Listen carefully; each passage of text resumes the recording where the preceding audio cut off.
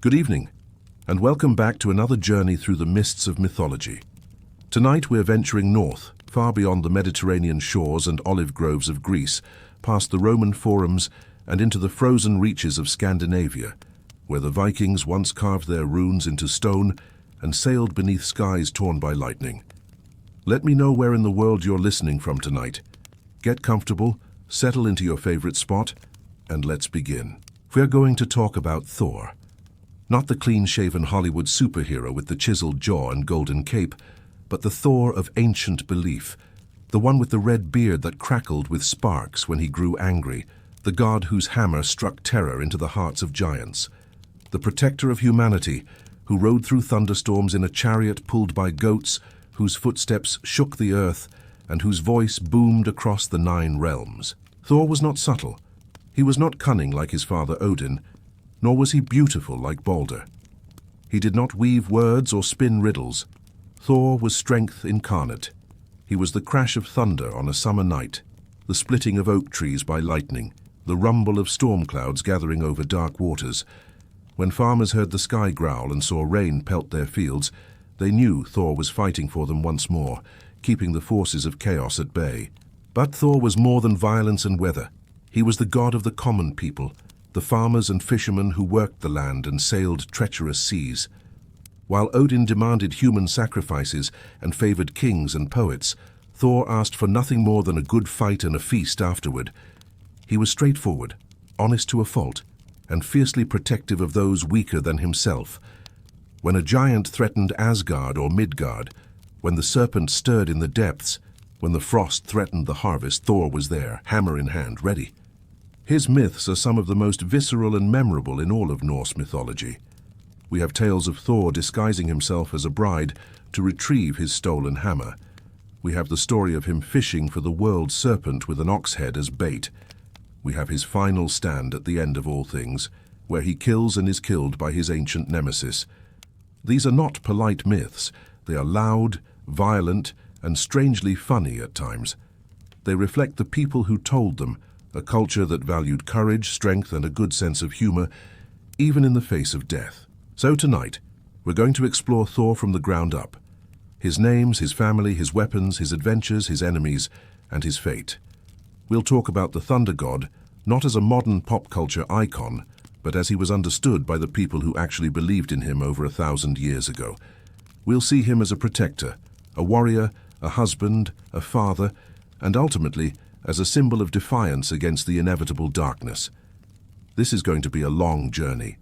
Pour yourself something warm, dim the lights, and let's walk together into the storm. Thor's name echoes across time and geography. In Old Norse, the language of the Vikings, he was called Thor, the thorn letter at the beginning. That strange character that looks like a lowercase p crossed with a d makes a sound like th. Thor, thunder, because that's what his name meant, thunder, pure and simple. Not god of thunder, or thunder wielder, or he who makes storms, just thunder, as if the phenomenon and the deity were one and the same. When Vikings saw lightning fork across the sky and heard the crash that followed, they weren't witnessing an act of Thor. They were witnessing Thor himself. But Thor was worshipped long before the Vikings took to the seas. The Germanic peoples had honored this god for centuries, perhaps millennia, and each culture had its own way of saying his name.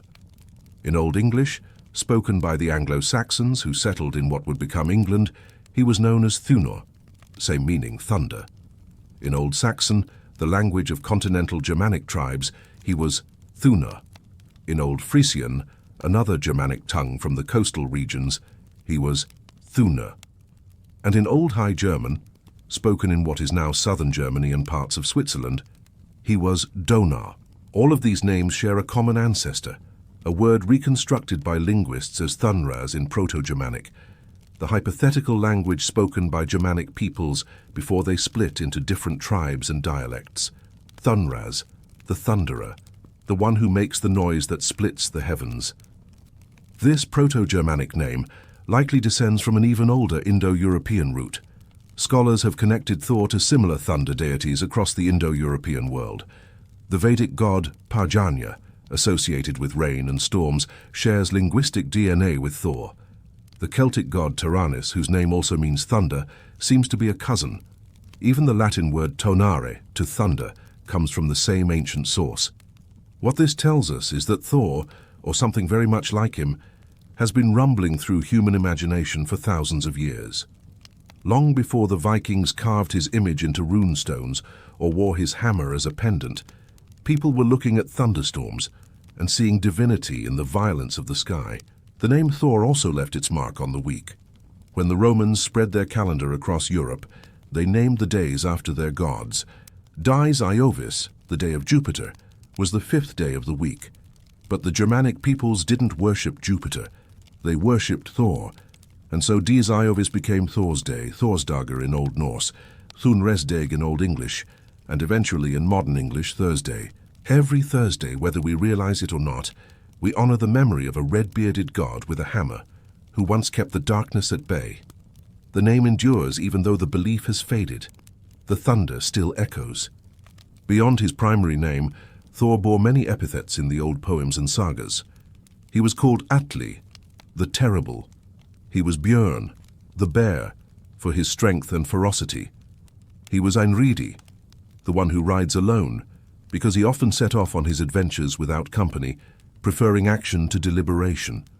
He was Hardhugard, brave heart or fierce soul, a testament to his courage, and he was Vingthor, the thunder hurler, perhaps the most fitting of all his names. These epithets were not just poetic flourishes. In a culture that transmitted its stories orally, names and kennings served as mnemonic devices, helping poets and storytellers remember the tales. But they also revealed how Thor was perceived. He was terrible. He was strong as a bear. He acted decisively. He was brave beyond measure. And he hurled thunder. Place names across Scandinavia preserve his memory as well. In Norway, Sweden, Denmark, and Iceland, you can still find towns, hills, and landmarks named after Thor.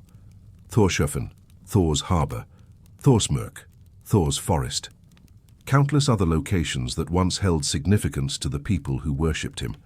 In England, the Anglo-Saxon influence left us Thundersley and Thurstable, places where Thuna was once honoured.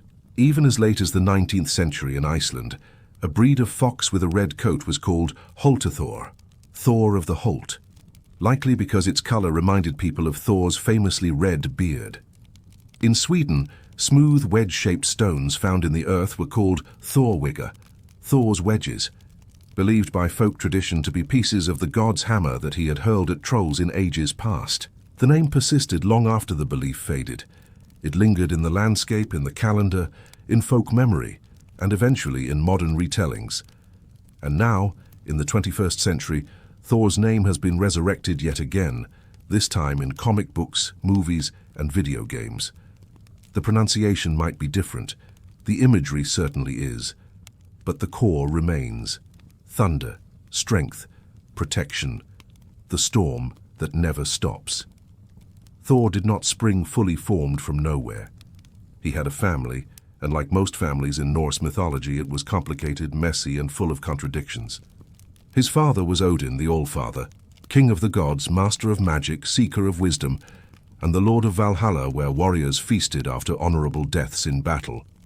Odin was a complex figure, wise but ruthless, generous but manipulative, a wanderer, a shapeshifter, a god who sacrificed his own eye for knowledge and hung himself from the world tree for 9 nights to learn the secrets of the runes.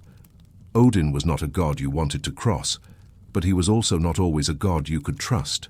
Thor's mother, however, was not Frigg, Odin's primary wife and queen of the gods. Instead, Thor was born of Fjörgyn, also called Jörd, which means earth. Fjörgyn was a giantess, one of the Jötnar, the ancient race of beings who existed before the gods and who would ultimately survive them. This is important.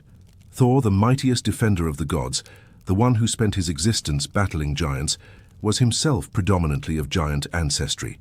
His father Odin descended from both gods and giants, born of the god Bor and the giantess Bestla. His mother Fjörgyn was a giantess. And yet Thor stood on the side of order, of civilization, of the gods who lived in Asgard and sought to hold chaos at bay.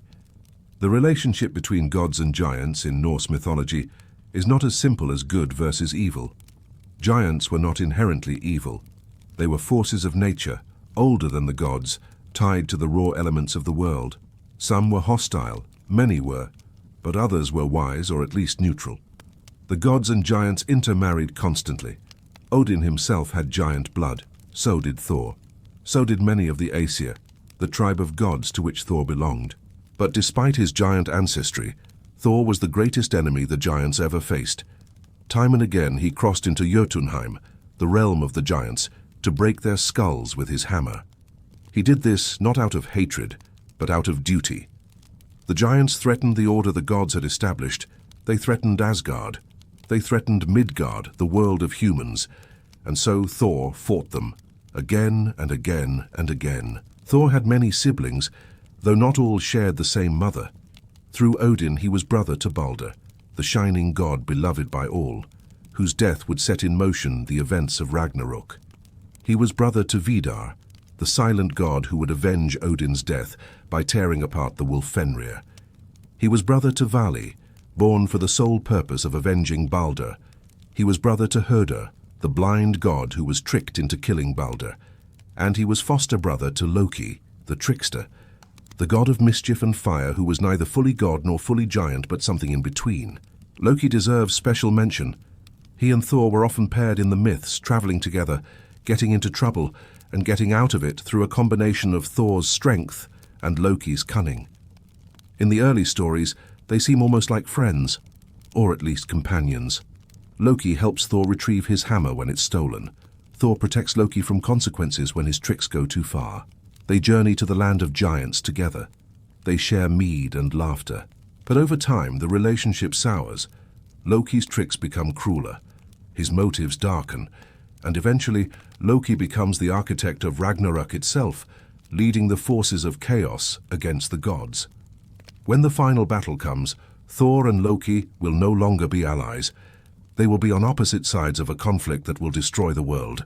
Still, in the tales that survive, there's a strange bond between them. Perhaps it's because both of them exist on the edges. Loki is half giant, never fully trusted by the gods. Thor is mostly giant by blood, but fights for the gods. They're outsiders, in different ways, and outsiders often understand each other, even when they're enemies. Thor married Sif, a goddess associated with the earth, with fertility, with fields of golden grain. Sif's most famous feature was her hair, which was said to be made of pure gold, long and lustrous, flowing like wheat, ready for harvest. Thor loved Sif's hair. He boasted about it, and when Loki, in one of his crueler pranks, cut it all off while she slept, Thor nearly beat him to death. Only Loki's promise to replace it with even finer hair, spun by dwarven craftsmen from actual gold, saved his life. We'll return to Sif later, because the story of her hair is also the story of how Thor got his hammer, and why it has a handle that's slightly too short. But for now, it's enough to know that Sif was Thor's wife, and together they represented a divine marriage between sky and earth, storm and harvest, the rain that makes crops grow and the sun that ripens them. Thor also had children. With Sif, he had a daughter named Thrudr, whose name means strength or might. Sif also had a son from a previous relationship, Ular, the god of winter, hunting and archery, who became Thor's stepson. But Thor's other children came from relationships outside his marriage. With a giantess named Jarnsaxa, whose name means iron dagger, Thor fathered two sons, Magni and Modi. Magni's name meant mighty or strong. Modi's name meant wrath or courage. Together with their half-sister Thrudr, these three children embodied different aspects of their father: strength, wrath, might. They were chips off the old block, each carrying a piece of what made Thor who he was. Magni appears in at least one surviving story. When Thor fought the giant Hrungnir in single combat and killed him, the giant's corpse fell on top of Thor, pinning him beneath its enormous leg. None of the other gods could lift it, but Magni, who was only 3 days old at the time, wandered onto the scene and effortlessly lifted the leg off his father. Thor, impressed and proud, gifted Magni the giant's magical horse as a reward. Odin strangely criticized this gift. He thought Thor should have given the horse to him instead of the son of a giantess. This is an odd complaint, considering Odin himself was the son and grandson of giantesses. But the comment reveals something about the complex relationship between gods and giants. Blood mattered, parentage mattered. Even among the gods, there was prejudice and hierarchy. Modi is mentioned less frequently in the surviving myths, but his name tells us what he represented. Courage, fury, the kind of righteous anger that Thor embodied when he fought to protect those under his care. Both Magni and Modi were prophesied to survive Ragnarok, the end of the world. When Thor fell, poisoned by the venom of the World Serpent, his sons would live on. They would inherit Mjolnir, the great hammer. And in the new world that rose from the ashes of the old, they would carry on their father's legacy, giving strength and courage to the survivors. This is one of the few hopeful notes in the Norse apocalypse. Thor would die. Most of the gods would die, but his sons would endure. The hammer would be passed down. The storm would continue, even after the thunder god had fallen. Thor's family tree, then, is a map of contradictions. A god with giant blood who kills giants, a king's son who champions commoners, a fierce warrior with a loving wife, a father whose children embody his virtues. Thor was not a simple god, none of them were. But perhaps more than any other figure in Norse mythology, Thor represented the messy, complicated, glorious reality of trying to do the right thing in a world that doesn't always make sense. What did Thor look like? If you've only seen the Marvel movies, you might imagine a tall, clean-shaven man with flowing blonde hair and impossibly perfect teeth. That version of Thor owes more to Hollywood than to history. The Thor of Norse mythology looked very different. First and most importantly, Thor had a beard. Not a neatly trimmed Hollywood beard, but a full, wild red beard that crackled and sparked when he got angry. Yes, red, not blonde. Red, like rust, like autumn leaves, like fire. His hair was the same color, thick and untamed, framing a face that was more rough-hewn than handsome.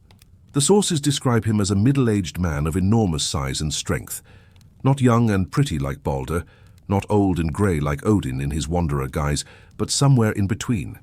A man in his prime, broad-shouldered, thick-armed, the kind of build that comes from constant physical exertion.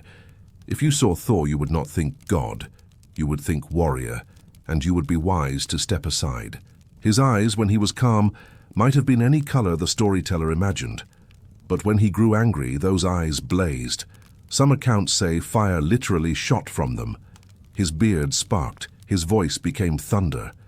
He was not a god who expressed displeasure quietly. When Thor was angry, everyone knew. He dressed practically.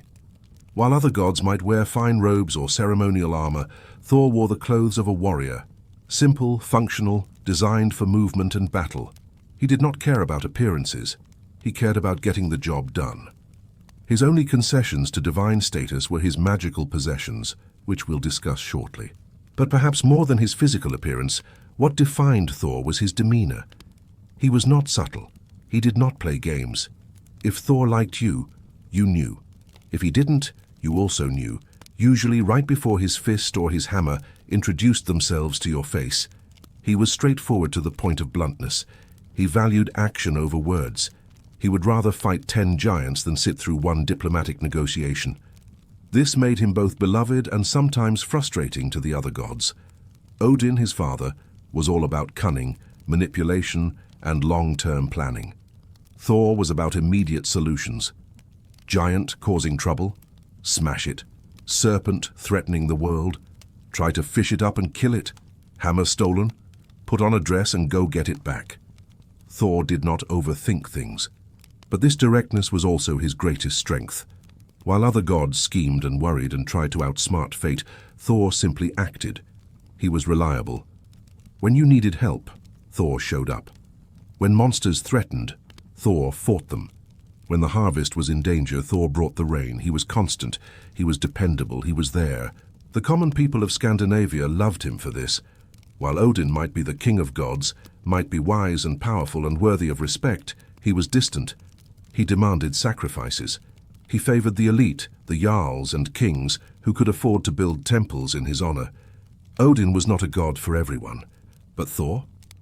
Thor was everyone's god. The farmer prayed to Thor for rain and good crops.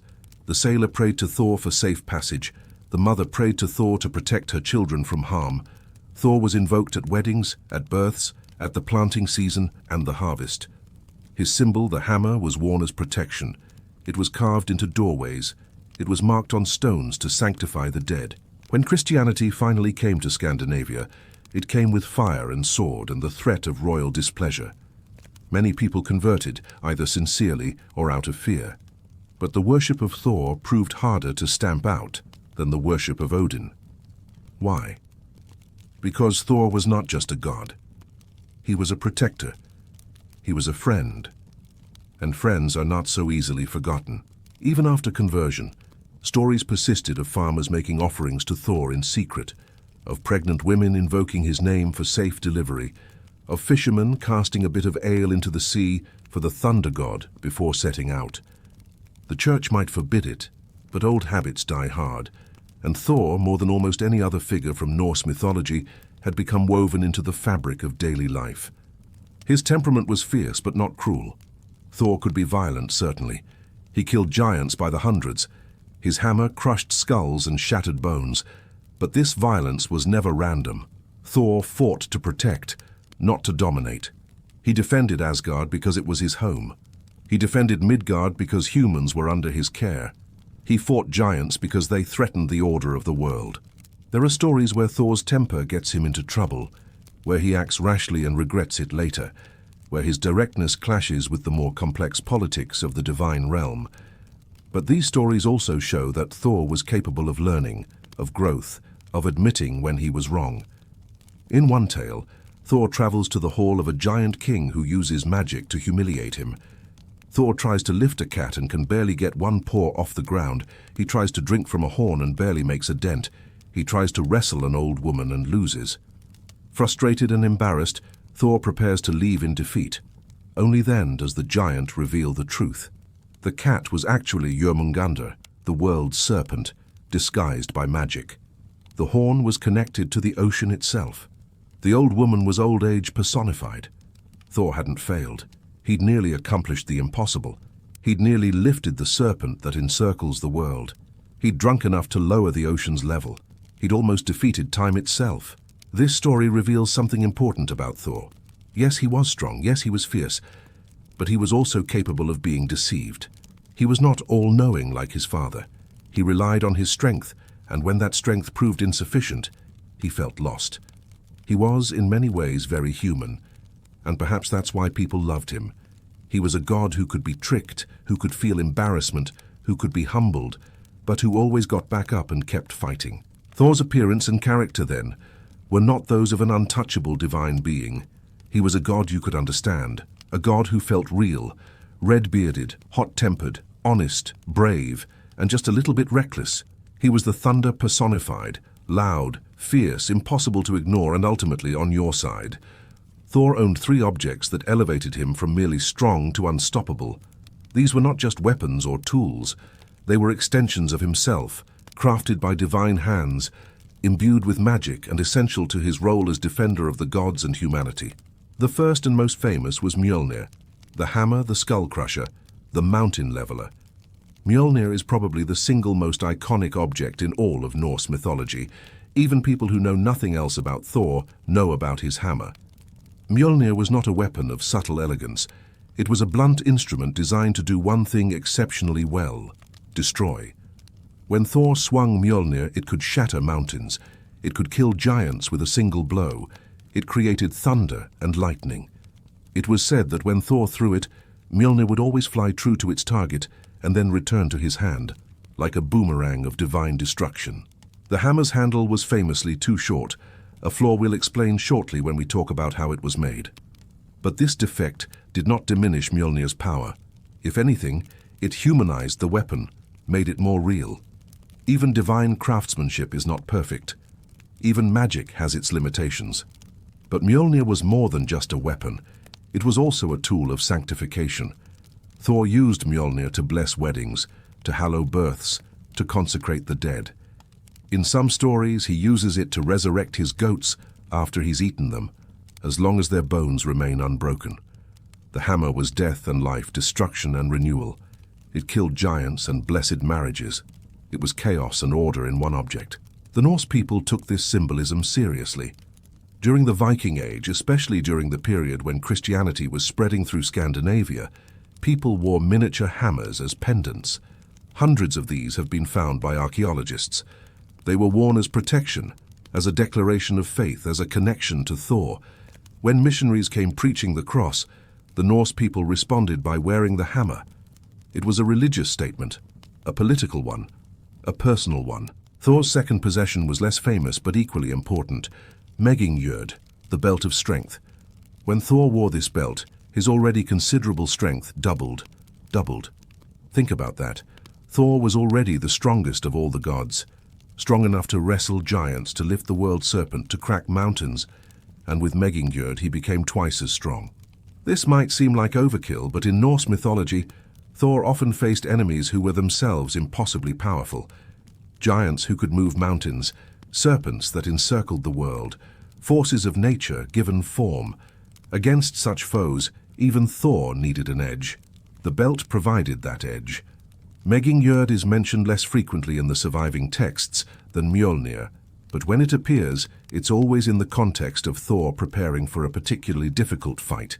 He buckles the belt, his power surges, and then he wades into battle confident that nothing can stand against him. The third item was Jarngreipr, iron gloves. These were necessary, some sources say, to properly wield Mjolnir. The hammer was so powerful, generated so much force, that even Thor needed protection to handle it. The gloves allowed him to grip the handle without injury, to swing with full force without fear, to catch the hammer when it returned from flight. There's a small discrepancy in the sources here. When the story of Mjolnir's creation is told, Thor is simply given the hammer by the dwarves who made it.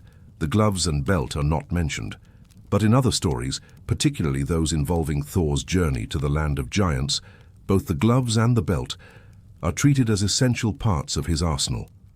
This suggests, as is often the case with Norse mythology, that different versions of the stories existed, told by different people in different regions at different times, and what we have now is an incomplete patchwork.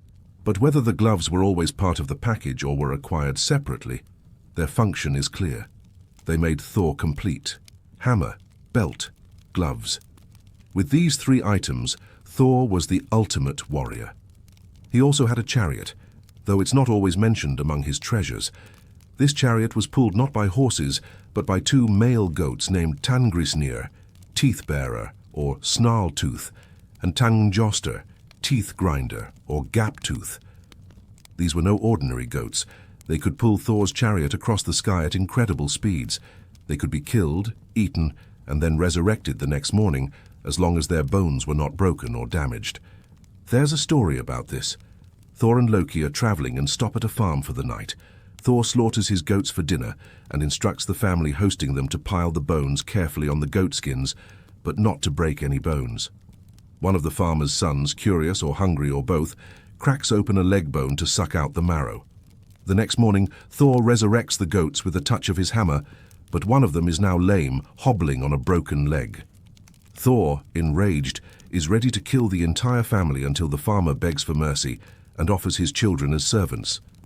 Thor accepts the boy, whose name was Thjalfi, and the girl, Röskva, and they become his permanent companions on many adventures. This story reveals something about Thor's possessions. They were not just objects or animals. They were part of his identity, extensions of his power, things to be respected. Harm them, and you harmed Thor. Break the rules around them, and you faced consequences. The goats and chariot also serve a practical narrative purpose. They explain thunder.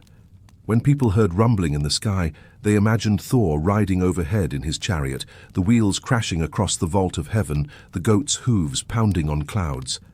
Thunder was not an abstract phenomenon. It was Thor going somewhere, doing something, fulfilling his duty. All of these objects together, Mjolnir, Megingjord, Jarngreipr, the chariot, the goats, they made Thor who he was. Strip them away and he was still strong, still brave, still Thor. But with them, he was invincible. He was a force of nature. He was a storm given will and purpose. And the most important of these, the one that defined him above all others, was the hammer, Mjolnir. The lightning made solid, the thunder made weapon, the symbol that would outlast the gods themselves. and be remembered long after the last believer had forgotten how to pray. The story of how Thor got his hammer is also the story of Loki being Loki, which is to say a troublemaker whose pranks spiraled out of control, but who usually managed to fix things in the end. Usually. It began, as many unfortunate things did, with Loki in a mischievous mood. He looked at Sif, Thor's beautiful wife with her long golden hair, and decided it would be funny to cut it all off while she slept. So he did. He crept into her chamber, took shears, and snipped. Lock by lock, Sif's glorious hair fell to the floor until she was nearly bald. When Sif woke and discovered what had happened, she was devastated. When Thor found out, he was murderous. He seized Loki by the throat, ready to break every bone in his body. Loki, gasping, swore he could fix it. He would go to the dwarves, the master craftsmen who lived beneath the earth in the realm of Svartalfheim, and have them make new hair for Sif. Hair even more beautiful than before, hair spun from actual gold. Thor, still furious but willing to give Loki one chance, released him. Loki scurried away, descending into the dark places of the world where the dwarves dwelt. Dwarves in Norse mythology were not the jovial, mining, ale-drinking creatures of modern fantasy. They were skilled beyond measure, able to craft objects that defied the laws of nature. They were also dangerous, vindictive, and needed to be approached carefully. Loki, being Loki, approached them with flattery and lies. He found a group of dwarves called the Sons of Ivaldi, and told them he needed the finest hair ever made, hair that would grow naturally like real hair, but be made of pure gold. The Sons of Ivaldi, proud of their skill and eager to prove it, agreed. But they didn't stop there. Perhaps to show off, or perhaps sensing an opportunity, they also crafted two other objects while they were at it. The first was Skidbladnir, a ship that was the finest vessel ever made. It could sail on any sea, would always have favorable wind, and could be folded up and put in a pocket when not in use. The second was Hrungnir, a spear that never missed its mark. These three gifts, the golden hair, the ship, and the spear, were given to Loki to bring back to Asgard. But Loki, never content to leave well enough alone, decided to see if he could get even more treasure. He approached another pair of dwarven brothers, Sindri and his brother Brokkr. Loki made them a wager. He bet his own head that they could not create objects as fine as those made by the Sons of Ivaldi. Sindri, also known in some texts as Eitri, accepted the challenge. He and Brokkr set to work at their forge.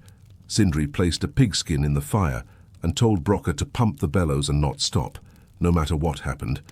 Then Sindri left to perform his craft. A fly appeared and bit Brokkr on the arm. Painful, but Brokkr kept pumping. Sindri returned and pulled from the fire Gullinbursti, a golden boar with bristles that shone like the sun and that could run faster than any horse. Sindri next placed gold in the fire, gave the same instructions and left. The fly returned, this time biting Brokkr on the neck, harder than before. Blood ran down his throat, but Brokkr kept pumping. Sindri returned and pulled from the fire Draupnir, a golden ring that every 9th night would drip 8 new rings of equal weight and beauty, a self-replicating source of wealth. For the third and final object, Sindri placed iron in the fire. He told Brokkr that this was the most important piece, and he must not stop pumping the bellows for even a second, or the work would be ruined. Then Sindri left. The fly, which was of course Loki in disguise, now bit Brokkr right between the eyes so hard that blood poured into his eyes, blinding him. For just a moment, just a heartbeat, Brokkr lifted his hand from the bellows to wipe the blood away. Then he resumed pumping. When Sindri returned and pulled the object from the fire, it was a hammer. But because Brokkr had stopped for that brief moment, the handle was too short. Sindri was disappointed, but he declared the hammer still functional, still powerful, perhaps the greatest weapon ever forged. Loki and Brokkr traveled to Asgard with their gifts. The gods assembled to judge the wager. Loki presented the golden hair to Sif, and it attached to her head and grew naturally. She was even more beautiful than before. To Odin, he gave Hrungnir, the spear that never missed. To Freyr, god of fertility, he gave Skidbladnir, the magical ship. Then Brokkr presented his gifts. To Freyr he gave Gullinbursti, the golden boar. To Odin he gave Draupnir, the ring that multiplied wealth. And to Thor he gave Mjolnir, the hammer that would never miss, that would always return when thrown, that could level mountains and kill any enemy. The gods deliberated. All 6 gifts were extraordinary. But which 3 were the finest? The gods, particularly those threatened by the giants and the forces of chaos, voted for the gifts made by Sindri and Brokkr. Why? Because Mjolnir, despite its too short handle, was the greatest weapon they possessed. With it, Thor could defend Asgard. With it, the gods could survive. Loki had lost the wager. He owed Brokkr his head, but Loki, being Loki, found a loophole. "You can have my head," he said, "but not my neck. The wager was for my head only, and you cannot take the head without cutting into the neck, which is not yours to take." The gods laughed at this legalistic trickery, frustrating though it was. Brokkr, denied his prize, settled for sewing Loki's lips shut with a leather thong as punishment. Loki ripped the stitches out eventually, but the point was made, and Thor had his hammer. Mjolnir, the weapon that would define him, the tool that would save gods and men more times than could be counted, the symbol that would outlast the very world.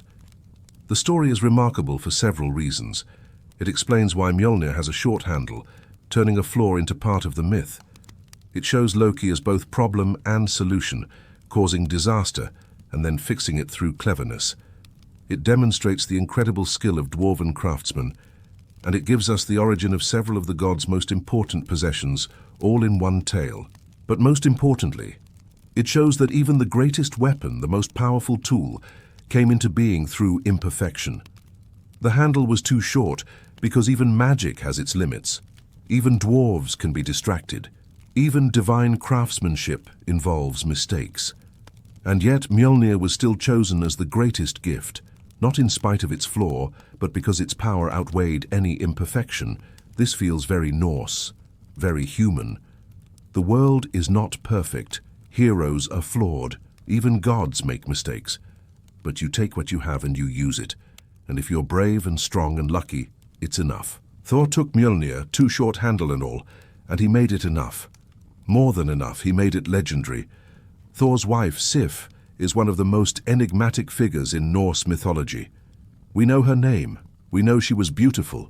We know her hair was golden. And beyond that, we know frustratingly little.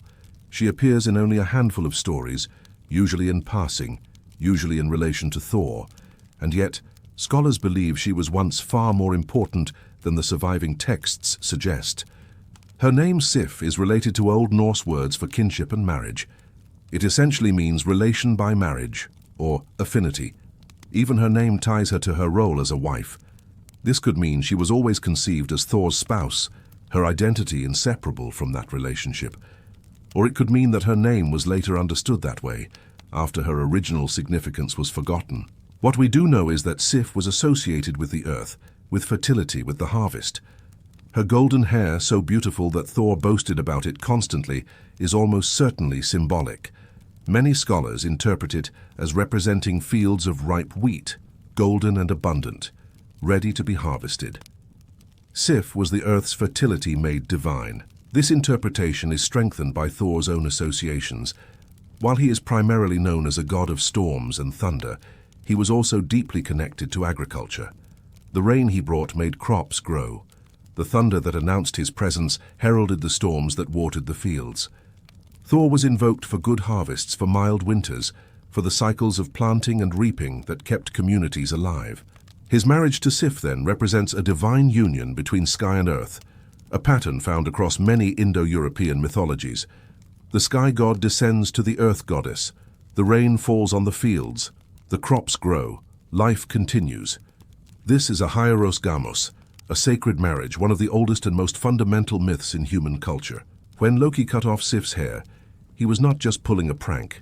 He was symbolically threatening the fertility of the land. No golden hair meant no golden wheat, no harvest, famine, death. Thor's rage at the violation makes perfect sense in this context. Loki had jeopardized the survival of humans and gods alike. And when the dwarves crafted new hair from actual gold, hair that grew naturally and was even more beautiful, they were restoring more than Sif's appearance. They were restoring the covenant between gods and earth, between thunder and grain, between Thor and Sif. But Sif's role extended beyond symbolism. She was a mother. With Thor, she had a daughter named Thrudr, whose name means power or strength.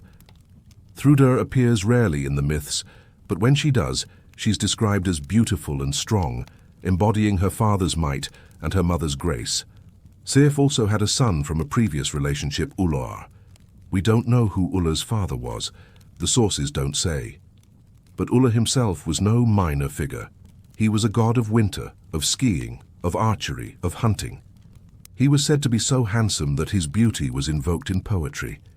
He was skilled in single combat. Some sources even suggest he ruled the gods in Odin's absence, a significant responsibility. Thor adopted Ullr as his stepson, and by all accounts there was no conflict there. Thor was a good stepfather, and Ullr was a capable young god who brought honor to the family. This speaks to Thor's character. He did not need to be the biological father to care for a child. Family was family. Sif herself is described in the Prose Edda as the loveliest of women with hair of gold. But loveliness in Norse culture did not mean passive beauty. Women in Viking society could own property, divorce their husbands, and wield considerable social power. A lovely woman was not a weak woman. Sif's beauty was part of her power, not a substitute for it. There are hints, barely whispers in the texts, that Sif may not have been entirely faithful to Thor. In the Lokasena, the poem where Loki crashes a feast and insults every god present, he tells Sif that he knows she took a lover. Sif doesn't deny it. She simply tries to calm Loki and offer him mead, deflecting rather than defending. Loki is, of course, the god of lies, but he's also known for telling truths when they cause maximum damage. Did Sif have an affair? We can't know for certain, but if she did, it would not be unusual for a fertility goddess. In many mythologies, goddesses associated with the earth and abundance are portrayed as having multiple partners, symbolizing the earth's receptiveness to different sources of life. Thor, if he knew, either forgave her or didn't care. Their marriage endures throughout the myths. He continues to fight for her, to defend her honor, to boast of her beauty. She continues to stand by him, to manage their household, to raise their children. There's a quiet strength in Sif that the sources rarely emphasize, but that can be read between the lines. She is married to the most violent god in the pantheon, a being who spends half his time away from home, smashing giants. She has a child from a previous relationship and children with Thor, a blended family that she must hold together. She is the earth to his sky, the calm to his storm, and she endures. In later Scandinavian folklore, long after the conversion to Christianity, people in certain regions called Thor's wife Godmor, good mother. This suggests that Sif, or the memory of her, persisted in folk belief as a protective, nurturing figure. A goddess who watched over families, who blessed marriages, who ensured that children thrived and fields produced. Today, Sif is perhaps most famous from the Marvel comics and films, where she is reimagined as a warrior goddess with dark hair who fights alongside Thor. This version of Sif bears almost no resemblance to the mythological figure, which has frustrated some scholars and fans. The golden hair, so essential to her symbolism, is missing entirely. The association with earth and fertility is gone. She is simply a warrior, brave and loyal, but stripped of her deeper meaning. Still, the films and comics have brought Sif's name back into popular consciousness. People who would never read the Prose Edda know who she is, even if what they know is a modern invention. And perhaps that's fitting. Myths change. They adapt. They are retold in each generation's image. The Norse people did this themselves, adding to and altering their stories as they saw fit. Sif, goddess of the golden hair, wife of Thor, mother of Thrúdr, stepmother of Ullr, symbol of earth's abundance, remains an enigma. We see her only in glimpses, but those glimpses suggest a figure of quiet power, a goddess essential to the order of the cosmos, a woman who held together a family and a world even as her husband spent his life fighting to protect them both. She was the harvest, he was the storm, and together they made the world grow. Thor's children are some of the most underappreciated figures in Norse mythology. Unlike their father, whose adventures fill countless stanzas of poetry, Thor's offspring appear only briefly in the surviving texts. And yet, they were important enough to be remembered, important enough to be named. And two of them, the sons Magni and Modi, were prophesied to outlive Ragnarok itself. Let's begin with Magni, whose name means mighty or strong. He was Thor's son by the giantess Jarnsaxa, whose name means ironstone or iron dagger, a fitting name for a being of elemental hardness. Jarnsaxa is one of several giantesses who bore children to the gods, another example of the complex relationship between Asgard and Jotunheim. Magni's most famous appearance comes in the story of Thor's battle with the giant Hrungnir. Hrungnir was the strongest of all giants, with a heart made of stone and a head made of stone and a shield made of stone. Basically, everything about him was stone, which made him very difficult to kill. Thor challenged him to single combat and, after a fierce battle, managed to strike Hrungnir in the head with Mjolnir, shattering his skull. But as Hrungnir died, he fell forward, and his enormous leg pinned Thor to the ground. Thor, despite all his strength, could not free himself. The other gods tried to help, but none of them were strong enough to lift Hrungnir's leg. They strained and heaved and failed. Then Magni arrived. He was only 3 days old at the time, still an infant by any reasonable measure, but he walked up to his trapped father, bent down, and effortlessly lifted the giant's leg off Thor, freeing him. Thor was impressed and proud. Here was a son who had inherited his strength, who at 3 days old could do what no other god could do. Thor rewarded Magni by giving him Hrungnir's magical horse, Gulfaxi, Golden Mane. It was a generous gift, a powerful steed that would serve Magni well in the years to come. Odin, however, criticized this decision. He thought Thor should have given the horse to him, Odin, rather than to the son of a giantess. This comment is strange and a bit petty, especially coming from Odin, who himself was descended from giants, and who knew full well that giant blood did not diminish one's worth. Perhaps it was jealousy, perhaps it was politics, or perhaps it was just Odin being Odin, reminding everyone of the complicated hierarchies of Asgard. Magni, despite this slight, continued to grow in strength and reputation. His name appears in Kenning's poetic phrases that refer to Thor as Magni's father, confirming his place in the mythology. Modi, whose name means wrath or courage, is even more mysterious. He was also Thor's son, but the identity of his mother is unclear. Some scholars believe he and Magni were full brothers, both born of Jarnsaxa. Others suggest Modi's mother was Sif, which would make him Thor and Sif's son and Magni's half-brother. The texts don't clarify this point, leaving it open to interpretation. Modi appears alongside Magni in prophecies about Ragnarok. The two brothers are mentioned in the Poetic Edda, specifically in the poem Vafthrudnismal, among the few beings who will survive the end of the world. When the fires have burned, and the oceans have swallowed the land and the gods have fallen, Magni and Modi will remain.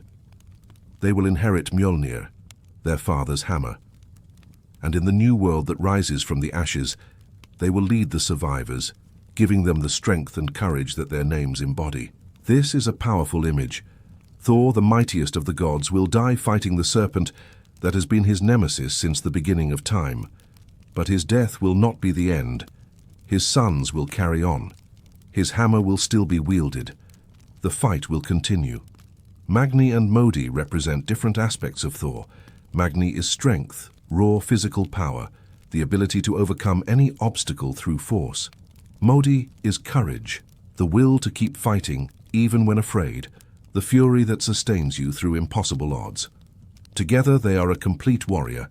Together they are their father's legacy. But there was a third child, a daughter, Thrudr, whose name means power or might. She was Thor and Sif's daughter, sister or half-sister to Magni and Modi, depending on Modi's parentage. Thrudr appears even less frequently than her brothers, but when she is mentioned, it's always in the context of her incredible strength and beauty. There's a story, brief but telling, about a dwarf named Alvis who wanted to marry Thrudr. Alvis, whose name means all-knowing, came to Asgard to claim her as his bride.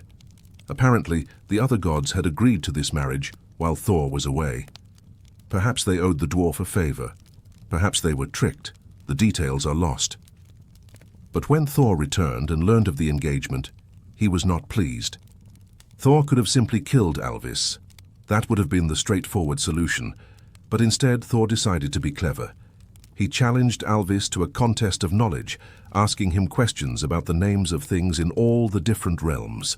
Alvis, proud of his wisdom, eagerly answered every question, demonstrating his vast knowledge. But Thor kept asking questions, and asking and asking, all through the night, until dawn broke and the sun rose, and dwarves, like many creatures of the underworld, turned to stone in sunlight. Alvis, so focused on proving his knowledge, had not noticed the passage of time. He turned to stone mid-sentence, frozen forever, and Thruder's unwanted engagement ended. This story shows Thor as a father, protective of his daughter, willing to use his wits rather than his hammer when the situation called for it. It also shows Thruder as desirable, worth fighting for, valuable enough that even a dwarf renowned for his wisdom would risk everything to marry her. Some scholars have suggested that Thruder may have been a Valkyrie, one of Odin's warrior women, who chose the slain on battlefields and brought them to Valhalla. There's no direct evidence for this in the surviving texts, but the name fits. Valkyries often have names like strength, power, victory, qualities that Thruder's name embodies. If she was a Valkyrie, it would mean she was a warrior in her own right, her father's daughter in more ways than one. Together, Magni, Modi and Thruder represent Thor's legacy. His strength, his courage, his power. They are living proof that even in a world of gods and giants and monsters, family matters. Lineage matters. The qualities we pass down to our children matter. And when Ragnarok comes and the world burns and Thor falls with venom in his veins, it will be his sons who carry on. Magni and Modi, inheritors of Mjolnir, leaders of the new age. They are the hope that survives destruction, the strength that outlasts death, the thunder that never truly stops. Of all the stories about Thor, the one that makes modern audiences laugh the hardest is probably the tale of how his hammer was stolen and how he got it back. It's a story full of disguises, gender-bending, unexpected humor, and a very grumpy thunder god forced into a situation he absolutely did not want to be in. It begins with Thor waking up one morning and reaching for his hammer. It wasn't there. He searched his hall. He searched his bed. He searched everywhere. Mjolnir was gone.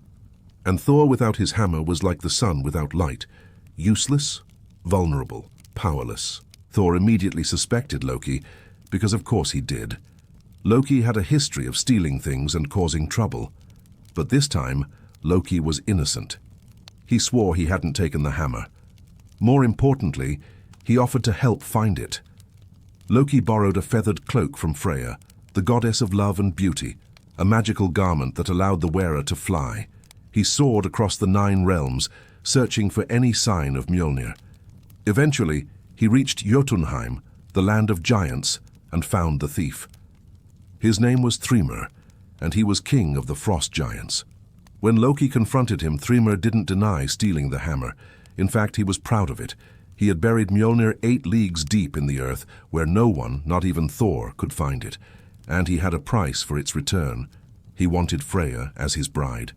Loki flew back to Asgard and reported this to the gods. They gathered in council to decide what to do. They needed the hammer. Without it, Thor couldn't defend them. Without it, the giants would be emboldened. Without it, Asgard was vulnerable.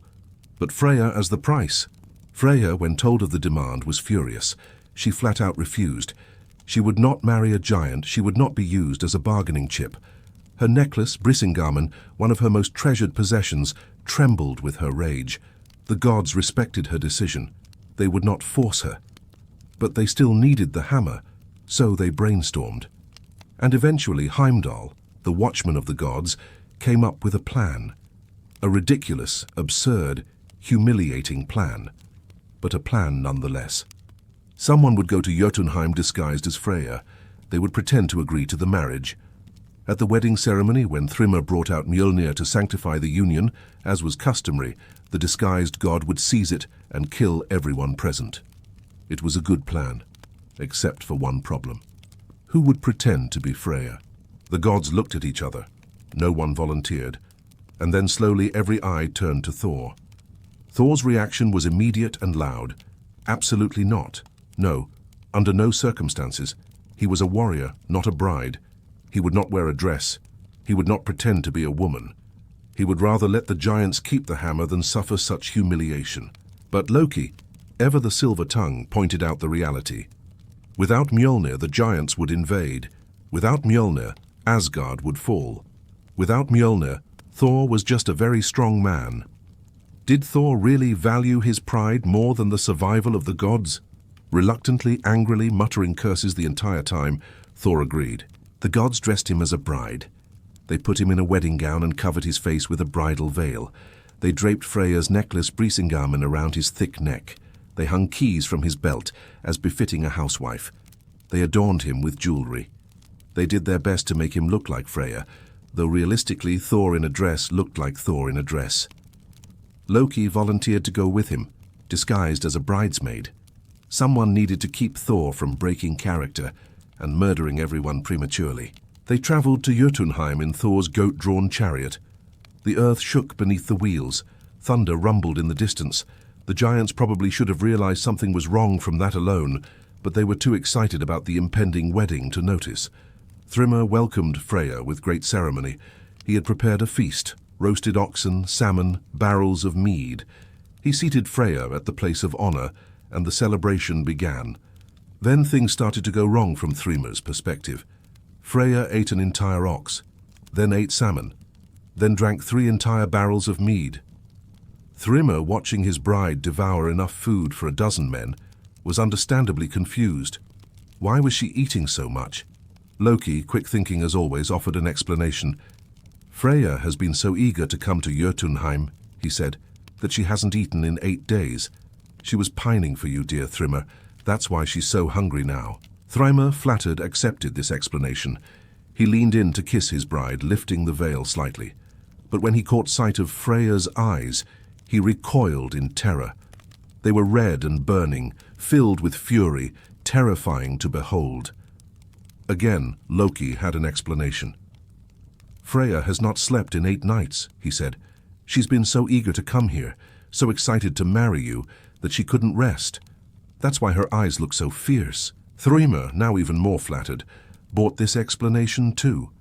He called for the wedding to begin, and as was traditional, he ordered Mjolnir brought forth to sanctify the bride. The hammer was placed in Freyja's lap. Thor, the moment he felt Mjolnir's weight, laughed. The veil fell away, the dress tore, and Thor, at last himself again, stood up and began killing. He killed Thrymr first, the giant who had dared to steal his hammer. Then he killed Thrymr's brother. Then every other giant in the hall. Loki joined in, no longer playing the bridesmaid. Together, they slaughtered everyone present. The hall ran with blood. The feast became a massacre. And then Thor and Loki, job done, left Jotunheim and returned to Asgard, hammer safely back in hand. The story is told with humor in the Poetic Edda. It's clearly meant to entertain. The image of Thor, the manliest of gods, dressed as a woman and forced to act demure, is inherently funny. The absurdity of the giants not realizing they were being tricked is funny. Even the violence at the end has a comedic quality, a satisfying reversal where the schemers get what's coming to them. But the story also has deeper meanings. It shows Thor as willing to endure humiliation for a greater purpose. He hated dressing as a bride, but he did it because the alternative was worse. It shows the gods working together, using wit as well as strength. And it shows that even the mightiest warrior sometimes has to do things he finds degrading or embarrassing, if that's what's needed. It also reinforces Mjolnir's importance. The entire plot hinges on the hammer. Without it, Thor is helpless. With it, he is unstoppable. The hammer is not just a weapon, it's his identity. And the lengths he'll go to retrieve it, even dressing in a gown and veil, prove how essential it is to who he is. The story of Thrymr and the stolen hammer remains one of the most popular Norse myths. It's been retold countless times in various languages, with various embellishments. Children's books make it a fairy tale. Scholars analyze its gender politics and what it says about Norse views on masculinity and honor. Comedians make jokes about Thor in drag, but at its heart, it's a story about a god who will do whatever it takes to protect his people, even if that means wearing a dress and pretending to be a blushing bride. Because heroes aren't just brave in battle. Sometimes they're brave enough to look foolish if that's what the situation requires. And Thor, red-bearded and hammer in hand, was always brave enough. Thor's greatest enemy was not a giant or a god, but a serpent. Not a small serpent, not a large serpent, but the largest serpent imaginable. A creature so enormous it encircled the entire world, lying coiled in the ocean, biting its own tail. Jormungandr, the Midgard serpent, the World Serpent, Thor's nemesis. Jormungandr was one of Loki's monstrous children, born from his union with the giantess Angerboda. His siblings were equally terrifying: Fenrir, the wolf that would one day swallow Odin, and Hel, the goddess who ruled the realm of the dead. When Odin learned of these three creatures, he saw the threat they posed and acted to contain them. Fenrir was chained with magical bonds, Hel was sent to rule the underworld, and Jormungandr was cast into the ocean that surrounded Midgard. But Jormungandr did not die. Instead, he grew, and grew, and grew, until he was so vast that he wrapped all the way around the world, his body stretching through every ocean, his tail eventually reaching his mouth so that he could bite down and hold himself in place. He was the Ouroboros, the ancient symbol of infinity and cycles, but in serpent form. As long as Jormungandr held his tail, the world remained stable. But if he ever let go, Ragnarok would begin. Thor and the serpent were destined to kill each other. This was prophesied. At the end of all things, they would face each other one last time, and both would die. But before that final confrontation, they met at least twice, maybe 3 times, depending on which version of the stories you follow. And the most famous of these encounters was Thor's fishing trip.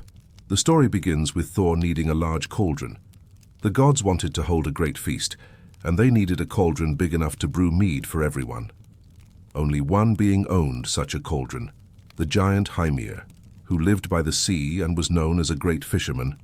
Thor, accompanied by the god Tyr in some versions of the story, traveled to Hrungnir's hall and asked for the cauldron. Hrungnir was not friendly. Giants rarely were. But he agreed to a challenge. Thor could have the cauldron if he proved himself useful. They would go fishing the next morning, and Thor would need to carry his weight. That night, Thor stayed as a guest in Hrungnir's hall. For dinner, Hrungnir slaughtered 3 bulls. Thor, with his legendary appetite, ate 2 of them in a single sitting. This annoyed Hrungnir, who realized his food stores would not last long with Thor around. Hence the fishing trip. If Thor was going to eat that much, he could at least help catch tomorrow's meal. In the morning, they prepared to leave. Ymir told Thor to bring bait. Thor, needing something substantial to catch a big fish, walked to Hymir's herd, selected the largest bull, and tore its head clean off. He carried this ox head down to the boat. Ymir was furious. That was his prize bull. But Thor ignored him. They boarded the boat and rowed out to sea. Ymir caught 2 whales easily, impressive by any standard. He was ready to return to shore. But Thor wanted to go further. Much further. Ymir protested. They were getting close to dangerous waters, to where things lived that should not be disturbed. But Thor kept rowing, out into the deep ocean, until they were far from any land. Then Thor prepared his line. It was not an ordinary fishing line. It was thick and strong, made to hold something heavy. He baited the massive hook with the ox head and cast it into the depths, and something bit. Jormungandr, the World Serpent, smelled the ox head and rose from the ocean floor. His jaws clamped down on the bait. The line went taut and Thor began to pull. The boat rocked. The ocean churned. Thor braced his feet against the bottom of the boat and hauled with all his strength, the strength that could crush mountains, now focused on dragging a creature the size of the world itself toward the surface. The serpent resisted. It thrashed, it pulled. Thor's feet went through the bottom of the boat as he pushed down for leverage. The wood splintered. But Thor kept pulling. The belt of strength, Megingjord, doubled his already godlike power. His muscles strained. His beard sparked with fury. And slowly, impossibly, Jormungandr's head began to rise from the water. It broke the surface. Massive, monstrous. Its eyes were like pools of venom. Its mouth was large enough to swallow ships. It hissed and spat poison that filled the air. The sight of it was so terrible that Ymir, experienced giant fisherman that he was, went pale with fear. Thor, still holding the line with one hand, reached for Mjolnir with the other. This was it. This was his chance. He could kill the serpent here and now, prevent Ragnarok, save the world. He raised the hammer, ready to strike the killing blow. But Ymir, terrified that the boat would capsize, that the serpent's death throes would drag them both under, or perhaps that Thor's battle would literally shake the world apart, grabbed his knife and cut the fishing line. Jormungandr, freed, sank back into the depths with a roar, venom still dripping from its mouth, disappearing into the dark water. The ocean calmed. The danger passed. Thor was furious. He had been so close. He turned to Hrungnir, rage in his eyes. In some versions of the story, he punches Hrungnir so hard the giant is knocked overboard. In other versions, Thor kills him outright for his cowardice. In still others, Thor simply storms away in disgust, taking the cauldron by force. But the serpent was gone. Thor's chance was lost. Jormungandr would live to see Ragnarok, and the final confrontation between god and serpent was still to come. This story is rich with symbolism. Thor's fishing trip represents humanity's struggle against cosmic forces beyond understanding. The serpent is chaos, the unknown, the dark things that live in the depths. Thor is order, civilization, the light trying to push back the darkness. The fact that Hrungnir cuts the line introduces ambiguity. Was he a coward, afraid of what Thor might unleash? Or was he wise, understanding that killing the serpent prematurely might have consequences worse than letting it live? The sources don't answer this, they leave it open to interpretation. Some earlier versions of the myth suggest Thor did succeed in killing the serpent, striking it on the head with his hammer and ending the threat. But these accounts don't align with the later prophecies about Ragnarok, where Thor and Jormungandr are destined to kill each other. Scholars debate which version is older, which is more authentic. The truth is probably that different communities told different versions, and what survives is just a fragment of a much larger oral tradition. But in the most famous version, the one told in the Prose Edda, Thor fails. The serpent escapes. And the next time they meet will be the last time, at the end of all things, when the world burns and the gods fall. The fishing trip, then, is a prelude, a foreshadowing, a reminder that even Thor, mighty as he is, cannot always win. Sometimes the line is cut, sometimes the enemy escapes, sometimes you have to wait for the final battle, knowing it will cost you everything. Thor goes back to Asgard. He returns the cauldron. The gods hold their feast. And somewhere in the depths of the ocean, Jormungandr wraps tighter around the world, biting his tail, waiting. While Odin was the king of the gods, it was Thor who was the defender, the protector, the one who stood between humanity and the forces that would destroy them. This was not a role he was given. It was a role he took again and again, because someone had to, and no one was better suited. The cosmology of Norse mythology divided existence into 9 realms, all connected by the world tree Yggdrasil. Asgard was the realm of the gods, Midgard was the realm of humans, and surrounding Midgard, both literally and metaphorically, was Jotunheim, the land of giants. Giants represented chaos, the untamed forces of nature, the things that threatened civilization. Earthquakes, avalanches, storms at sea, harsh winters, crop failures, all of these could be attributed to giants in one way or another. They were not necessarily evil, but they were dangerous, and they had no love for the order the gods had established. Thor's job was to keep them in check. When giants threatened Asgard, Thor fought them. When giants threatened Midgard, Thor fought them. When any being, giant or otherwise, posed a danger to the cosmic order, Thor dealt with it. He did this not because Odin commanded him, though Odin certainly approved. He did it because it was who he was. Thor was a protector by nature. He couldn't stand by while others suffered. He couldn't ignore threats. He had to act. This made him beloved by humans in a way that other gods were not. Odin might be wise and powerful, but he was distant, mysterious, often cruel. Freya was beautiful and associated with love and fertility, but she was also a goddess of war and magic, complex and unpredictable. Loki was clever but treacherous. Balder was beloved but passive, doomed to die early. Thor, though, Thor was straightforward. You prayed to Thor when you needed help, and Thor helped. He brought rain for crops. He protected travelers. He defended the weak. He asked for no human sacrifices, no elaborate rituals, just respect, offerings of ale or meat when you had it to spare, and the understanding that Thor was on your side. Farmers especially revered him. The success or failure of a harvest could mean life or death for a farming community. Too much rain and the crops rotted. Too little and they withered. Early frost could destroy a season's work. Thor controlled weather, and so farmers prayed to him constantly. They marked their tools with his symbol, the hammer. They invoked his name at planting time and harvest time. They told stories about him to their children, stories that reinforced the idea that Thor was watching over them. Sailors also prayed to Thor. The sea was dangerous, unpredictable, full of storms that could sink a ship in minutes. When thunder rolled across the water, sailors knew Thor was near.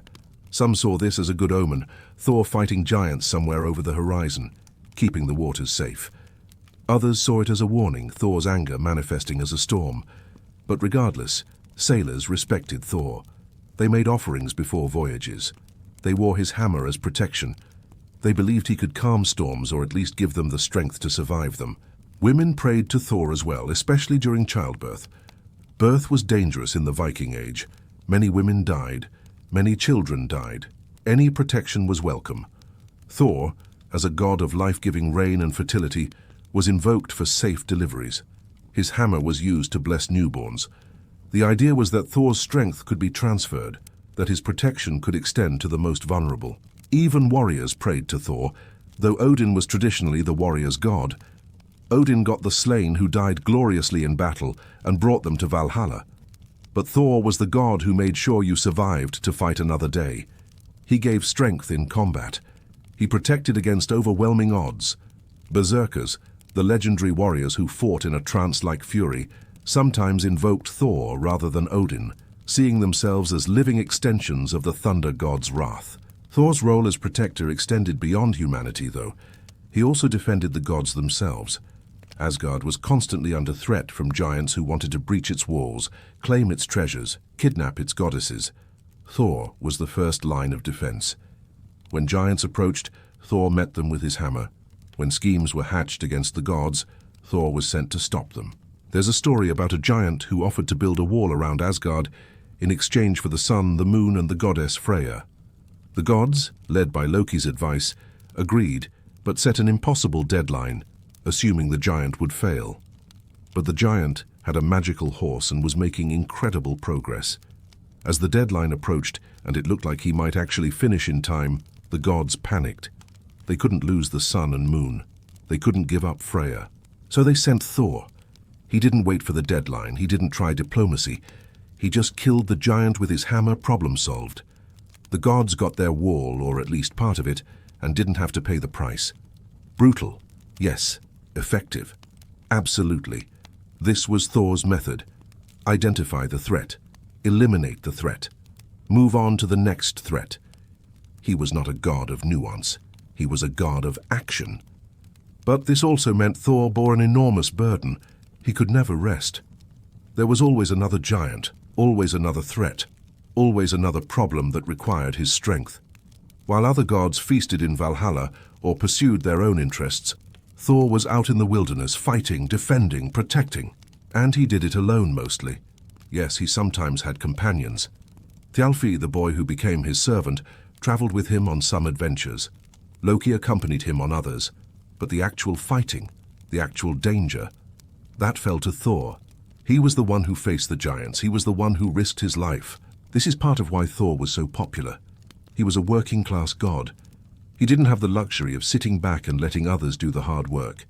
He was out there, in the dirt and the blood and the storm, getting things done. And the people who worshipped him saw themselves in that. They were farmers, fishermen, craftsmen, people who worked hard and got little glory for it. Thor was their god because he was like them. He did what needed to be done. When Christianity came to Scandinavia, it came with promises of salvation, of a loving God, of eternal life in paradise. These were compelling messages. But for many people, the choice to abandon Thor was difficult, because Thor had been there. Thor had protected them. Thor had brought the rain and kept the giants at bay. What would happen if they stopped believing in him? Some people converted, but kept praying to Thor in secret. Some wore Christian crosses alongside Thor's hammers, hedging their bets. Some resisted conversion entirely, remaining loyal to the old gods, particularly to Thor, until they were forced to convert or die. And even after conversion, after the temples were torn down and the rituals forbidden, the memory of Thor lingered. His name remained in place names in the days of the week, in folk traditions. Farmers still made offerings, calling them something else to avoid trouble with the church. The hammer symbol persisted, sometimes hidden, sometimes openly worn in defiance. Because Thor was more than a god. He was a promise that someone was watching over you, that someone would fight for you, that you were not alone in a hostile world. And that kind of promise doesn't disappear just because the churches say it should. Thor, defender of Midgard, protector of humanity, hammer-wielding guardian of all that is good and right, was a god who earned his worship. Not through fear, but through action. Not through threats, but through protection. He was there when you needed him. And for the people who believed in him, that was everything. Every mythology has an apocalypse. For the Greeks, it was vague, a potential end but never clearly defined. For Christianity, it's revelation, a final judgment. For the Norse, it was Ragnarok. And Ragnarok was not a maybe, it was not a possibility. It was a certainty, a prophecy, an inevitable end that every god and giant and human knew was coming. And Thor, the mightiest of the gods, was destined to die in it. Ragnarok means fate of the gods, or in a poetic play on words, twilight of the gods. It was the end of everything, the final battle, the day when all debts would be paid, all grudges settled, all fates fulfilled. The prophecy of Ragnarok was known long before it happened. Odin sought out a Völva, a seer, and demanded she tell him the future. She resisted, but Odin compelled her, and she spoke of things to come. She described the signs that would herald the end. She described the battles that would be fought. She described who would die and how. And Odin listened, knowing there was nothing he could do to prevent it. The end would begin with Fimbulwinter, a winter that lasted 3 years without pause. No summer, no warmth, just cold and snow and darkness. Families would turn on each other. Fathers would kill sons. Brothers would betray brothers. The bonds that held society together would fray and snap. Chaos would reign. Then the wolves would come. Skull and Hati, the 2 wolves that had chased the sun and moon across the sky since the beginning of time, would finally catch their prey. The sun would be swallowed, the moon devoured, the stars would fall from the heavens, the world would be plunged into darkness, the earth would shake. Earthquakes so violent that mountains would crumble and the seas would rise. The world tree Yggdrasil, which held all 9 realms together, would tremble. And from beneath the earth, from beneath the ocean, from the far reaches of the cosmos, the enemies of the gods would come. Loki, bound in chains since his role in the death of Balder, would break free. His bonds, made from the entrails of his own son and meant to hold him until Ragnarok, would snap. Loki would gather the frost giants and lead them against Asgard. His ship, Naglfar, built from the fingernails and toenails of the dead, would sail, monstrous, grotesque, filled with giants ready for war. Fenrir, the wolf, would also break free. The chains that bound him, Gleipnir, the magical binding made by dwarves from impossible things, would shatter. Fenrir would open his jaws so wide that his lower jaw touched the earth and his upper jaw touched the sky. Fire would burn in his eyes and nostrils. He would stride toward Asgard, ready to devour gods. And Jormungandr, the World Serpent, would release his tail. The sea would boil. Jormungandr would rise from the ocean, venom dripping from his fangs, his massive coils thrashing, poisoning the air and water. He would slither onto land, joining the forces arrayed against the gods.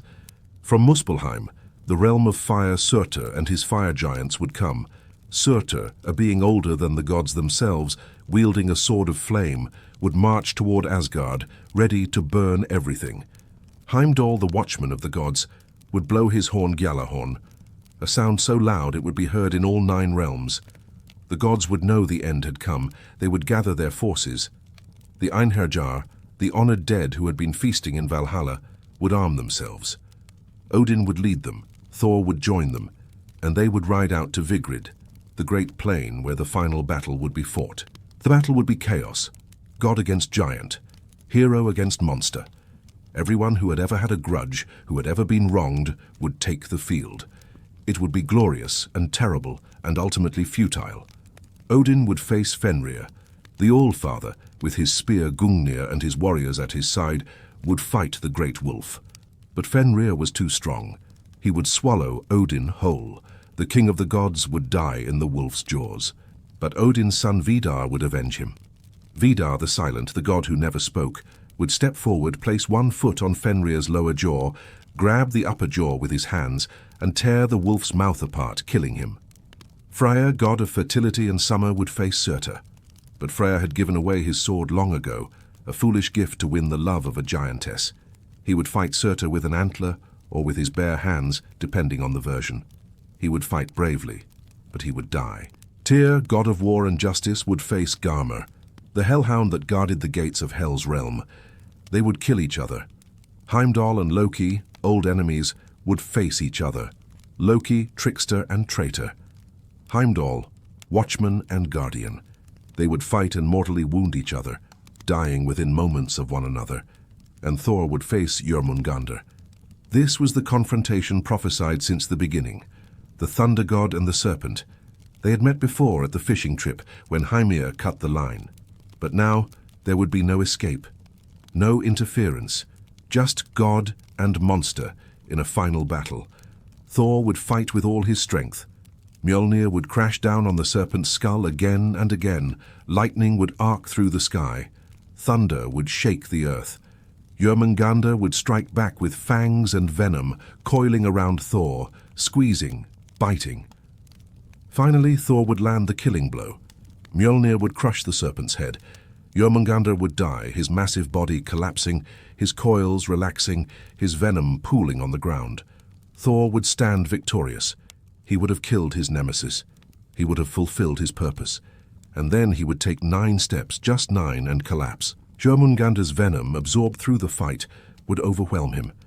It would burn through his veins, stop his heart, kill him as surely as his hammer had killed the serpent. Thor, the defender of gods and men, the strongest of all beings, would die on the battlefield, surrounded by the bodies of giants and gods and monsters. And with Thor's death, the end would accelerate. Surtur would raise his flaming sword and set the world on fire. The flames would consume Asgard. They would consume Midgard. They would consume everything. The seas would boil. The earth would sink beneath the waves. All would be destroyed. But this was not the absolute end. Some would survive. Magni and Modi, Thor's sons, would emerge from the ruins carrying Mjolnir. Vidar and Vali, Odin's sons, would also survive. Balder and his brother Hörder, both killed before Ragnarok, would return from the dead. And 2 humans, Leif and Lifthrasir, life and eager for life and who had hidden in the World Tree during the destruction, would come out and repopulate the earth. A new world would rise from the ashes, green, fertile, peaceful. The surviving gods would gather in the fields where Asgard once stood and speak of the past, of the gods who had fallen, of the battles fought, and life would begin again. This cyclical view of destruction and rebirth is what makes Ragnarok distinct from other apocalypses. It's not just an ending, it's a reset. The old world, flawed and corrupt, is destroyed so that a new world, fresh and innocent, can emerge. It's tragic, yes. Thor dies, Odin dies, most of the gods die, but their children survive. The hammer is passed down, life continues. For the Vikings, this was a powerful message. The world might end, kingdoms might fall, but something always comes after. Death is not the final word. Renewal follows destruction. And so, even in the face of inevitable doom, there is hope. Thor's role in Ragnarok is fitting. He fights the serpent he was always meant to fight. He dies as a warrior should, in battle, defending those he loves. His death is not meaningless. It accomplishes something. The serpent dies. The venom is stopped. Thor's sacrifice buys time for the survivors, for his sons, for the new world. And perhaps most importantly, Thor's death cements his place in myth. He is not a god who grew old and faded away. He is not a god who was forgotten. He died at the height of his power, fighting his greatest enemy, giving everything he had for the cause he believed in. That kind of death has power, it has meaning, it makes him legendary. Ragnarok has inspired countless retellings and adaptations. From Wagner's operatic cycle Götterdämmerung to Marvel's Thor Ragnarok, to the video game series God of War, The story of the Norse apocalypse continues to captivate. It taps into something fundamental: the fear of endings, the hope of beginnings, the understanding that even the mightiest can fall but that their legacy endures. And at the center of it all is Thor, red-bearded, hammer in hand, fighting until the very end, because that's what protectors do.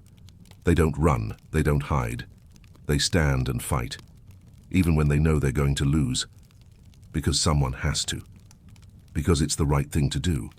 Thor's last stand is his defining moment, not his victories over giants, not his clever adventures or humorous mishaps, but his willingness to face death, to sacrifice himself, to go down fighting. He walks 9 steps, he falls, and the world remembers him. Thor did not disappear when the Vikings stopped worshipping him. He changed, he adapted. He became something new while remaining, at his core, the same thunder god who once protected Midgard from giants. After the Christianization of Scandinavia, which took place roughly between the years 1000 and 1200 CE, the old gods were officially abandoned. Temples were destroyed or converted into churches. Rituals were forbidden. Stories were rewritten with Christian overtones. Odin, once the Allfather, was cast as a wise but ultimately flawed mortal king who was later mistakenly deified. The myths were preserved, but recontextualized. Thor, however, proved harder to erase than other gods. Perhaps because he was so beloved by common people, perhaps because his role as protector still resonated, or perhaps because his stories were just too good to forget. In Iceland, where much of the surviving mythology was written down, Christian scholars recorded the old myths in texts like the Prose Edda and the Poetic Edda. Snorri Sturluson, a 13th century Icelandic scholar, compiled these stories, adding commentary and explanations. He treated Thor as a historical figure, a great king from the past who had been turned into a god by later generations. This allowed the stories to be preserved while framing them as history rather than religion. But Snorri's Thor was still recognizably Thor. Red-bearded, strong, hammer-wielding, the stories of his adventures against giants, his fishing trip for Jormungandr, his theft of the hammer by Thrymr, all of these were recorded. They were too entertaining, too essential to Norse cultural identity to be lost. Thor's symbol, the hammer, also persisted. Long after Christianity was officially established, people continued to wear miniature hammers as pendants. Sometimes these hammers were ambiguous enough that they could pass as crosses if needed. Sometimes they were explicitly hammers, worn in defiance of the new religion. Archaeologists have found these hammer amulets across Scandinavia, dating from the Viking Age well into the Christian period. In folk traditions, Thor's influence continued. Farmers in some regions continued to invoke his name, quietly and without fanfare, when they needed rain. The old practices died hard. Even when people attended church on Sunday and called themselves Christian, they sometimes left small offerings in the fields for the old gods, just in case. Thor's connection to thunder also meant he could never fully disappear. Every time lightning flashed and thunder rolled, people thought of him. The phenomenon itself was named after him. Thursday still bore his name. The very weather kept his memory alive. In later Scandinavian folklore, some of Thor's attributes were transferred to Christian saints. Saint Olaf, for example, who brought Christianity to Norway, was described in terms that sounded suspiciously like Thor. He fought trolls and demons, protected the common people, and was fearless in battle. Whether intentionally or not, the Church created a Christian version of Thor to ease the transition of belief. For centuries, Thor remained a cultural memory rather than an active religious figure. He appeared in folk tales, in place names, in sayings and proverbs. He was the past, a symbol of the old ways, neither entirely forgotten nor truly remembered. Then came the Romantic movement of the 19th century. Across Europe, there was a renewed interest in national identity, in folklore, in pre-Christian traditions. Scholars began collecting and translating the old myths. Artists began depicting scenes from Norse mythology. Composers like Richard Wagner wrote operas inspired by these stories. Thor was rediscovered. His image appeared on paintings, in books, in academic studies. He was presented as a symbol of strength, of national character, of the heroic Nordic past. This was not always a good thing. In the 20th century, Norse mythology, including Thor, was unfortunately appropriated by nationalist and fascist movements who twisted the myths to suit their ideologies. This dark chapter is part of Thor's legacy, a reminder that myths can be used for good or ill. But Thor also found new life in less tainted forms. In the mid-20th century, he became a superhero. Marvel Comics, created by Stan Lee and Jack Kirby, introduced their version of Thor in 1962. This Thor was blonde, clean-shaven, and wielded his hammer while wearing a cape and fighting supervillains. It was a radical departure from the mythology, but it worked. Marvel's Thor became one of their most popular characters, appearing in countless comics, television shows, and films. The Marvel Cinematic Universe films, beginning with Thor in 2011, brought the character to a global audience. Millions of people who had never read the Eddas, who had never heard of Snorri Sturluson, now knew who Thor was. They knew about Mjolnir, about Asgard, about Odin and Loki. The details were changed, often significantly, but the core remained. Thor as protector, Thor as warrior, Thor as hero. This modern resurgence has had an interesting effect. It's introduced Norse mythology to new generations and new cultures. Children in countries far from Scandinavia now know Thor's name. They dress as him for Halloween. They play video games where he appears. They read stories inspired by his myths, and scholars have benefited too. The popularity of Marvel's Thor has increased interest in the original mythology. People who discovered Thor through the movies often seek out the old stories, wanting to know the real Thor. This has led to new translations of the Eddas, new academic studies, new retellings that try to balance accessibility with accuracy. Thor has also become a symbol for modern pagans, particularly those who practice asatru or heathenry, reconstructed versions of pre-Christian Norse religion. For these practitioners, Thor is not a comic book character or a historical curiosity. He is a god to be honored, prayed to, respected. They wear his hammer as a symbol of faith. They make offerings to him. They invoke his protection. This revival is small, a tiny fraction of what it once was, but it exists, and it shows that Thor in some form has never truly died. He has simply been waiting, like his sons Magni and Modi after Ragnarok, for a new generation to take up the hammer. Thor's legacy is complex. He is a god who became a myth that became folklore, folklore that became literature, literature that became pop culture, and pop culture that for some has circled back to religion. He has been adapted, changed, reimagined countless times. But certain things remain constant. The thunder, the hammer, the strength, the protection, the sense that Thor is there when you need him. In a world that often feels chaotic and dangerous, the appeal of a protector god has not diminished. Thor represents the hope that someone is looking out for us, that strength can be used for good, that courage matters. These are not outdated ideas. They are timeless. And so Thor endures, in Thursday, in thunderstorms, in stories told to children, in films watched by millions, in prayers whispered by modern pagans, in academic studies by scholars, in the imagination of everyone who has ever wanted to believe that a red-bearded god with a hammer stands ready to defend them against the giants that threaten their world. The myths may have changed, the believers may be different, but Thor in one form or another is still here, still fighting, still protecting, still the thunder that never stops. And so we've walked through the storms with Thor, from his many names to his divine family, from his hammer to his goats, from his battles with giants to his fishing trip for the serpent, from his humiliating disguise as a bride to his final stand at Ragnarok. We've seen him in all his complexity. Thor was not perfect. He was hot-tempered, sometimes rash, often violent, but he was also loyal, protective, brave beyond measure, and fundamentally decent. He fought not for glory, but because it needed to be done. He defended not because he expected reward, but because it was right.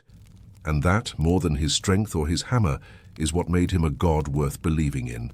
The people who worshipped Thor 1,000 years ago are gone. Their temples have crumbled, their rituals are forgotten, but Thor himself remains, transformed but recognizable, a god who transcended his own mythology to become something universal. A symbol, an archetype, a protector for anyone who needs one. When you hear thunder rolling across the sky, think of Thor. Not the Marvel version, not the cleaned-up Hollywood hero, but the old Thor, red-bearded and fierce, riding his chariot across the heavens, hammer in hand, keeping the darkness at bay. He's still out there in the stories we tell, in the names we use, in the hope that someone somewhere is looking out for us. Thank you for joining me tonight. If you enjoyed this journey through Norse mythology, consider liking and subscribing. Let me know in the comments where you're listening from, and if you'd like to hear about other gods and myths from around the world. Until next time, may your path be clear, your harvest be plentiful, and may Thor's thunder protect you from all that threatens. Good night.